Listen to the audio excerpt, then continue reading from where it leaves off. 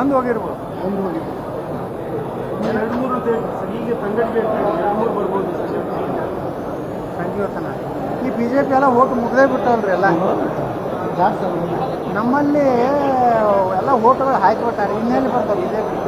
ಇನ್ನೇನು ಕಾಂಗ್ರೆಸ್ನವ್ರು ಬಂದು B J P ಯಾರು ನಿಮಗೆ ಗುರ್ತೈತಲ್ಲ. ಮುಂಜಾನೆ ಹಿಡಿದು ಹೊಡೆದೇ ಬೆಳ್ಳಕತ್ತೆ ಬ್ರೇಕಿಂಗ್. ಯಾಕಾಗ್ತದೆ ಸರ್? ಏನು ಅಷ್ಟು ಅನುಭವಿ ರಾಜಕಾರಣಿಗಳಲ್ಲ. ಸೋಮಶೇಖರ್